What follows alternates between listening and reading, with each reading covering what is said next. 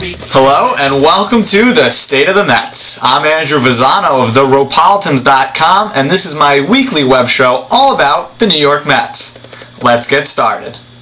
And it's out of here! First up, we have starting pitching, and it's been pretty bad.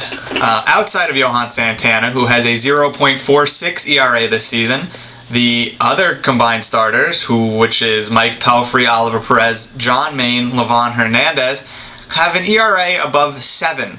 So 0.46 for Santana, over 7 for the rest of the starting rotation.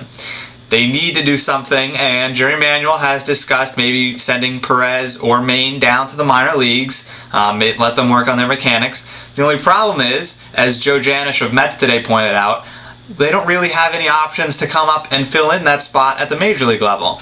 You know, John Neese, you'll hear his name, Brandon Knight, Freddie Garcia, Dylan Gee, maybe even Brad Holt, but none of them are ready.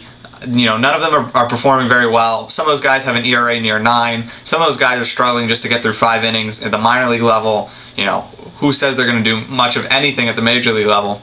You know, maybe you can have Bobby Parnell make a spot start out of the bullpen, but they really have no options outside of dipping into free agency. Maybe they should call up Pedro Martinez, see what he's doing.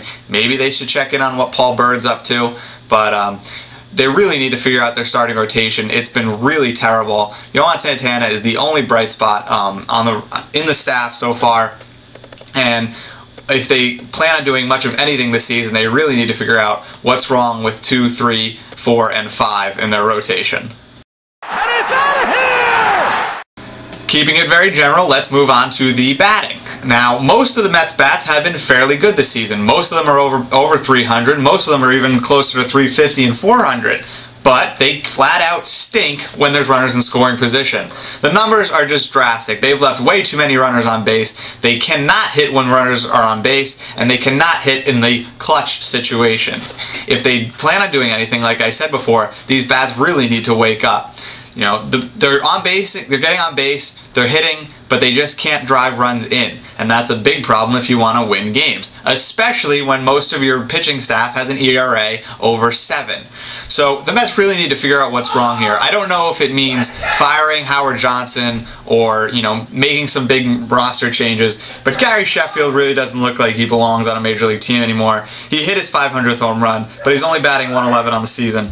You know, maybe Daniel Murphy's bat is great, but his defense is questionable. Fernando Tatis is just not getting enough at-bats to really start getting into a groove.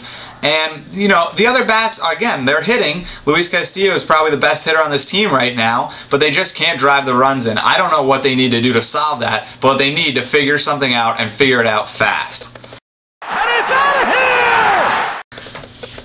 here! And finally, on a more positive note, I believe the Mets have to go up. There's only really one way to go up from here. Now, obviously, they've won 6 games, they've lost 9, so they're not terrible, but the way that this team is built, it can't really handle failures right now. After the past 2 seasons, after the past 2 collapses, they really need to succeed, and they really need to shine brightly in the NL East. So far, not so much. The bats are going to improve. It's really just a kind of a funk. You know, they are hitting. As I said before, they're hitting. They're just not hitting with runners in scoring position. I don't know if that's luck. I don't know if that's a skill that you can acquire, but it's going to get better. It only has one way to go, and that's up.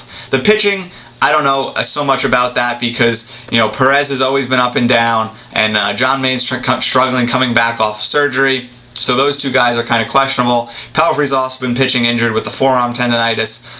So, you know, maybe there needs to be a move there. Maybe they need to bring someone in that's not currently on the roster. But, you know, the team is good. The team is built to be good. They probably have 4 almost guaranteed all-stars on the team with Beltran, Wright, Reyes, and Santana. So, you know, they're a core team. Their bench isn't that bad. Their bullpen's been fairly good so far. And, you know, I think they're going to get better. They will definitely get better as the season progresses. But right now, man, if you listen to the sports radio or if you read some of these blogs, it's like they're ready to break up the Mets and move on till next year. They're going to get better. It's bound to happen. They're a team that's built to win. And looking around the NL East, I think they will win. It's nice that they're finally getting to play the Washington Nationals tonight, so hopefully they can take that series. Hopefully they can even sweep that series. So it'd be nice to see some good, strong games this weekend from the Mets to kind of quiet the doubters so far. But the Mets are going to improve. I can guarantee that. It's just if they're going to be good enough to be a playoff team, that still remains to be seen. So that's it for this week's The State of the Mets. I'm Andrew Visano from TheRopolitans.com. Thanks for watching, and let's go Mets. Bring your kiddies, bring your wife. Guaranteed to have the time of your life, because the Mets are really socking the ball.